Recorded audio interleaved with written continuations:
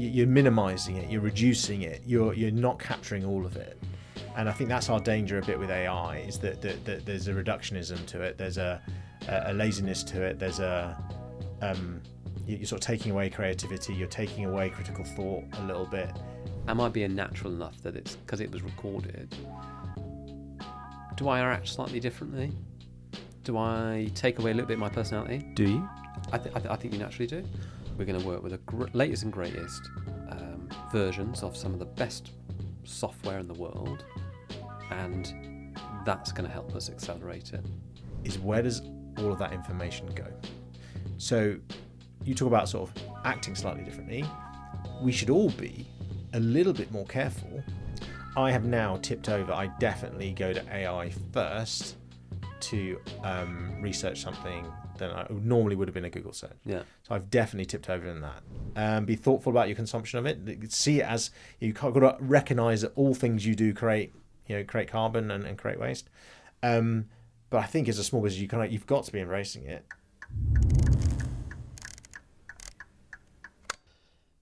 We're two tech CEOs talking about navigating the speed of change in the technology industry. This comes from the impact of tariffs, changing supply chains, opportunities with sustainability, getting the best value, but also, most importantly, winning new business. We're going to have an open, honest discussion, really sharing a bit different perspectives from our experiences in our businesses.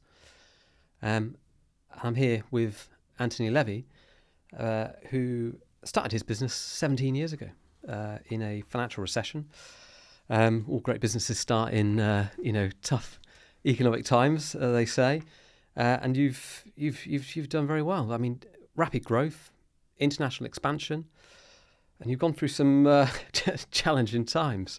So thinking about Brexit, COVID, supply chain shocks, and a hell of a lot of political change. And you're representing Circularity First, who's really focusing on profitable outcomes with sustainability and technology. Thank you, Andy. It's great to be here and to be talking about how to thrive in times of uncertainty. Look, you've been on a pretty powerful journey yourself. 20 years in the tech industry. You've worked across software, distribution, telco, and IT services. You successfully led, I think it's 2 exits. Is that right? Yeah, that's right, yeah. And now you're into Smart CT, which is a business that focus on IT services and solutions across all of Europe. An award-winning organisation. It's great to share this platform with you and really to dig into what it's like to run businesses like this. Yeah, absolutely excited. So it's great to be here with you. Episode 6, all things AI. Andy, I thought we could explore a little bit about how we're looking at AI in our organizations, some of the limitations, some of the risks, some of the opportunities, and really just bring it to life for the audience. What's the top 3 things that you kind of, for Circularity First, that you kind of go, right, when I go in there to see somebody new or seeing somebody you might know for your other business, what's the kind of, I don't know, might just be one thing, but what are there kind of 3 things you think I want them to be left with that impression about my business? Yeah, because we've overcomplicated our business a little bit. The Circularity First brand was designed to pull the whole group together. We had lots of different things going on, but what it means is we're constantly trying to message more than one thing. And actually, you'd be much better off, to your point, 3 or less, right? But what I'm personally trying to land with people, I typically talk about we help with the thinking, we help with the measuring, we help with the doing. And that's around making money and becoming more sustainable for tech companies, right? So the consulting stuff is the thinking, the CFOS tools, the measurement, the reporting stuff, you've had a little bit of a look at firsthand of that. That's very important to people.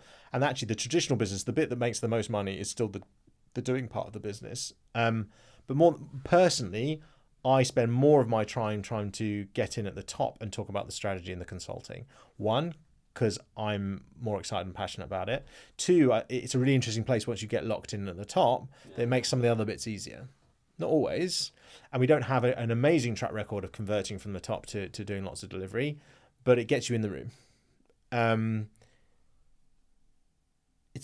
But it is quite an ask. It's a longer sales cycle to get a CEO ready to trust you to come into their boardroom and talk to their teams.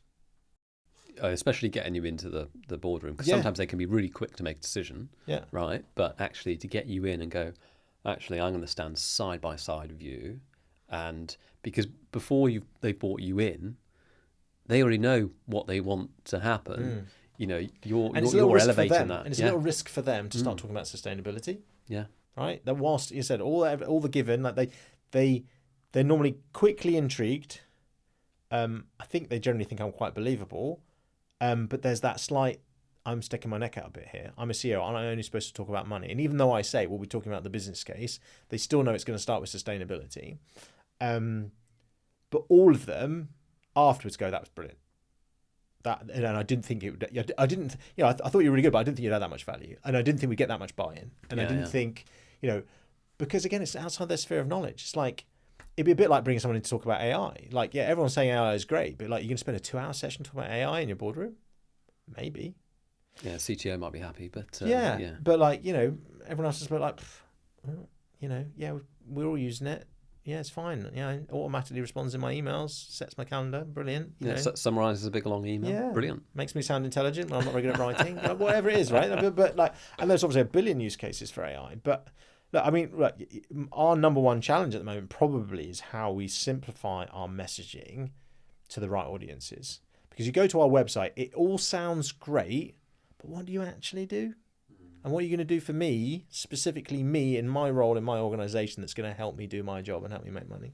Difficult. 5 green fingers, right? How do you get that personal to that, perhaps in our case, 5 buyer personas, right? But how do you get it personal to that person? It's really, even if you create a sub page that says, right, buyer persona 1, how do I make it really important to you? It just almost seems a bit forced then. So you're kind of like, it's really tricky. But as you kind of go through the different mediums that you're doing of promoting yourself in it's the shotgun team, approach, right? Is but one article might be like really interesting and maybe not on the others. So yeah, and I think it's always that we live in a very noisy space as well. Like, tech is super noisy. There's loads of marketing dollars pumping around, everything, bam, bam, bam, bam. So that's again why I think it's helped us a little bit for me to represent the brand rather than just being a couple of words. So clarity first. You have to explain it a bit. Website looks great and professional, but in a room, 1-to-1, like what we do, does need a bit of explaining, and actually better than that, it's doing. So as I said, once I'm in the room delivering, we get great value.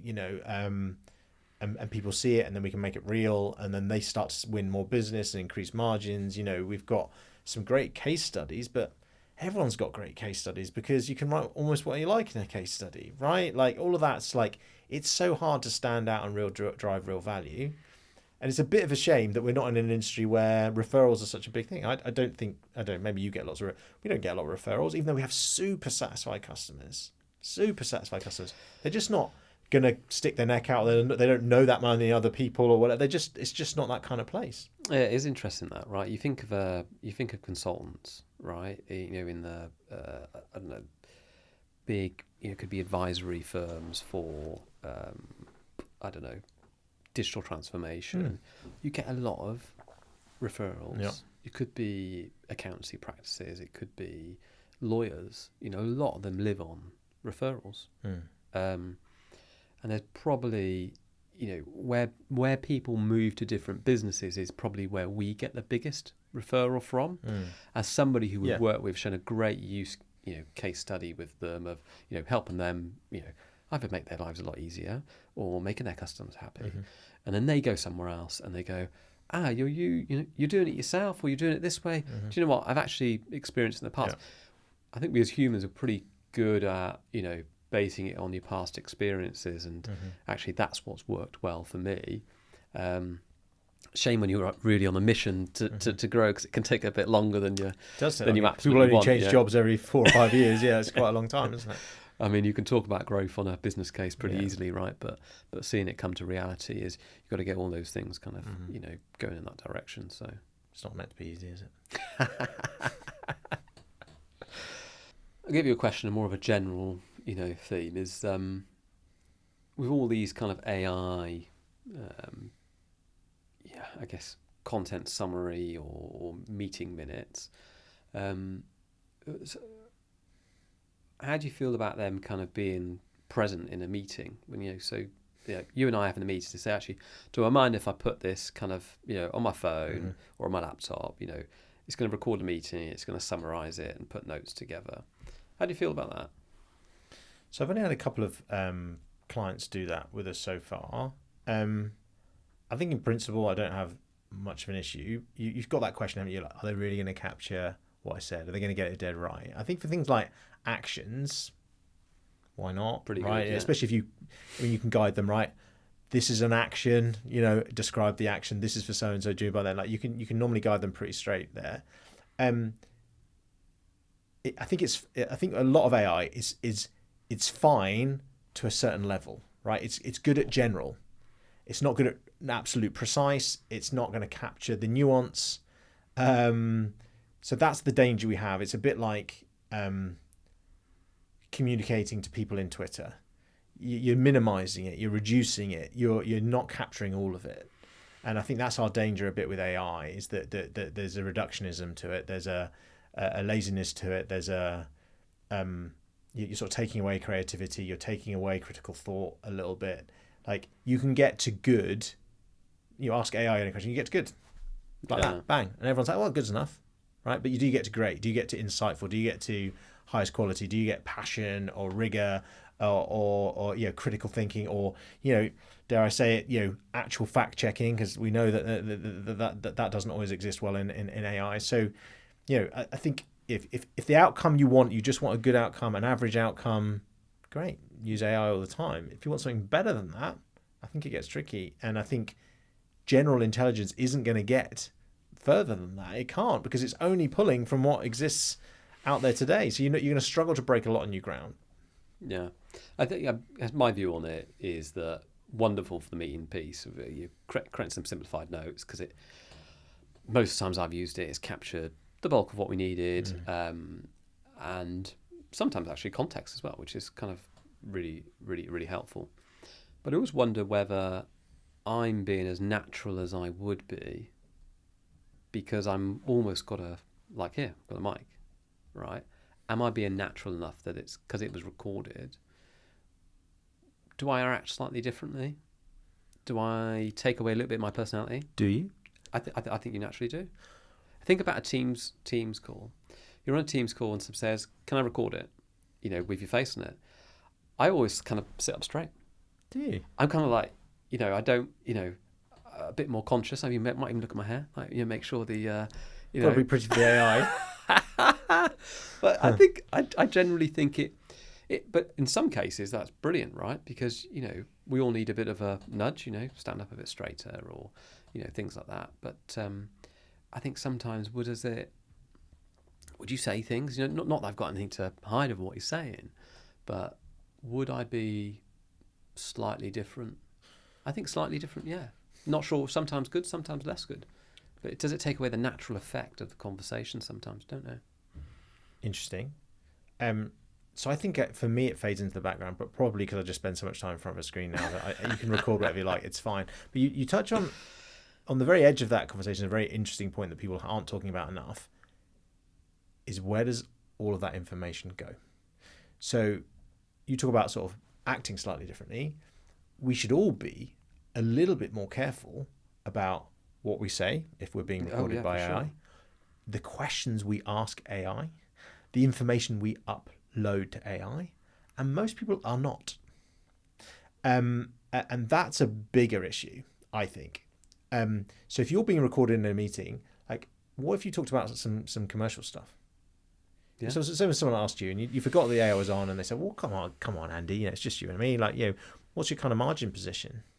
Yeah, what are you typically putting on your support contracts?" Yeah, and then where does it go after? Exactly.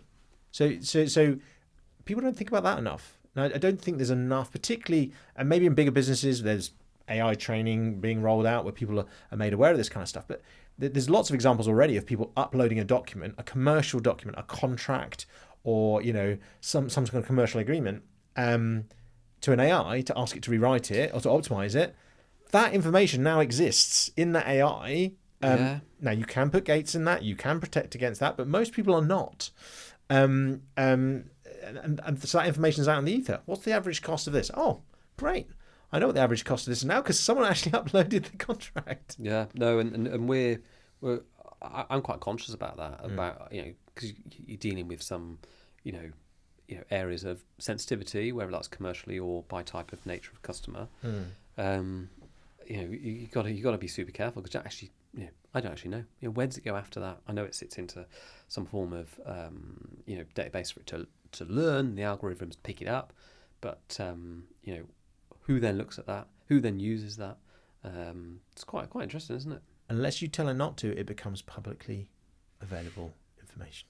Well, unless you tell it not to, how do you ensure that it doesn't do it? Well, there's that too. I mean, you'd think that the paid for platforms have probably got a vested interest in protecting those things. Someone like Copilot and Microsoft. I'm sure they've put those gates in there, but most people are not even using those. They're using ChatGPT or DeepSeek or any of them. I'm not saying any of them better or worse than the others, but that goes into the knowledge base. Yeah. And I think that's scary for the individual uploading it. It's probably potentially an upside for society if more information is open and available. But you certainly can put yourself in a difficult position from a competitive point of view. Well, yeah, I mean, more information open and available. I mean, I remember when I was younger, probably didn't do that much, but going to the library, should have gone more. But to find out and learn something, right? And now it's just a case of, well, my kids just ask Alexa, what's the fastest running dog or something like that, Well, Alexa isn't really an AI, right? But do you have an AI app on your phone that you use? Do you use AI now more than search? I do, but not from a conscious point of view. More that where I use the search. Main kind of platforms that just comes up and says it. Okay. But then I do read that first because it pops up first. So I have now tipped over. I definitely go to AI first to research something that I normally would have been a Google search. Yeah. So I've definitely tipped over in that. I'm a big fan of Perplexity. It may be, I don't know if that's they're ethically good or not, but Perplexity, kind of the way it responds to the questions I ask, it is very good at understanding the question, which is, I think, a really good start, and the detailed answers are really good. So I'm quite aware though how. I'm not quite far. I don't think I'd go as far as dependency, but it's definitely my go-to. But I mean, that's similar to like search engines, right? Yeah. We all have our preferred engine that we go to because when you type it in or read it into it, talk into it, read it into it. It tends to. You can ask your question. Yeah, you can ask the question, right? But you tend to find it syncs more to you, or you've probably trained yourself to think how is best to ask that search engine, right? Yeah, but I think that's again where the AIs are really good because they are more designed for natural language. A search engine still isn't really natural language; it's using keywords. Yeah. Whereas the AIs tend to be better at inferring what you mean by your question, not just what you put in your question. And if you spell it wrong, it never goes, "Oh, did you mean this?" Which you get on a search engine. It just goes, yeah. They meant there as over there as opposed to there as in someone owned it, right? I mean, I think.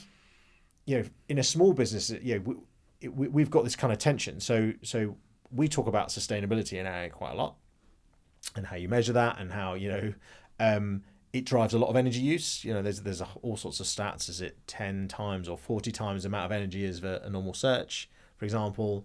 But how do you weigh that against how many websites would you need to look at? So if you had to look at 10 websites to get the answer you wanted versus the AI giving the answer just after one search, and it's 10 times as much. Well, that's more productivity because it saved you time. Is that better? There aren't very many good tools that allow you to measure the impact of actually running AI, but everyone's absolutely leaping on the bandwagon from a productivity point of view. So our team's been challenged to explore it, use it wisely, not wastefully, be thoughtful about your consumption of it. See it as you've got to recognize that all things you do create carbon and create waste. But I think as a small business, you've got to be embracing it, and I know a lot of the big companies are seeing it as ways of hiring less people. We've been really clear with our team, look, we want you to be more productive. there is zero focus on, can this reduce headcount? This is about us all doing better, more efficient at our jobs, being more effective, getting faster for your customers, Yeah, right? exactly. And I think that's the beauty I see is that the content summary. If you've got the data in the right places, you access data quicker, so you can make faster responses. And I think if you make it a bit more easier for people, they tend to look at things. One of my colleagues was saying to me, because every time I see maybe a request come in, I think if it's less than 5 minutes, I'll just do it now. And if you get more of them, I know that's not how absolutely everybody think, but if you see it, it's going to be quicker. There's less barriers in your head. So can AI help with that? Great. People use the word agentic AI, but have you thought about how AI could help you respond to customers, their requests, and that first line response, or speeding that up, or making that more effective in your, because you're a service organisation? Have you thought about that at all yet? We have. We've not yet deployed it, and the reason for that is what we're deploying is workflows. So from our business, what we're doing is we're extending the services we offer across more product portfolios. And my belief was that if we put in more kind of, I guess, adding more tech into it, whether it's the agentic AI in those certain areas, would we not broaden the business fast enough? And I think we're now in a place where we've broadened the portfolio in 2 extra areas of workplace and server from our kind of heritage of networking, to a level where we've got some great case studies with customers to show that we can do these services in workplace and server at scale, and for some really big enterprise businesses. So once we get that, we're probably at a more stable capacity the way we can use parts of AI or advanced workflows as well. That's where we start. We'll start to look at it with more, I guess, a bit more gusto in the future. Okay. So I think sort of playing back what we've covered there. So sort of small to medium-sized businesses obviously playing with AI, thinking about how they use it. Everyone's on their own kind of journey there. I think there's some definite security concerns and worries that you need to educate teams about. Feels like most of us are still in that explore phase, but it's kind of getting to that tipping point where people are thinking about, actually, how do I deploy this perhaps more meaningfully? How do I use it to change the dynamics of my business completely, rather than just making emails easier or automating some small parts of the process? Right. I'd tell you the one thing that's kind of left with me on it is that we're an SME, but we're serving some big businesses. I am investing in some big technology software houses to operate our own business, and they're going to get there faster than I will of creating anything myself. So we're going to work with the latest and greatest versions of some of the best software in the world, and that's going to help us accelerate it. That's my general belief. If I were to invest in it, I need to make sure it's modified for our business. But these big tech providers have got billions of bucks. They're throwing money at it, and we'll be early adopters to use that. So let them reinvent the wheel rather than you try and do it. I mean, that is the theory. I mean, we're not. We want to focus on the customer, and it's some of the practices that much larger businesses have invested in to develop. We'll take advantage of them, and then we'll kind of aim to be as agile as possible for our customers. Great stuff. Yeah, cool.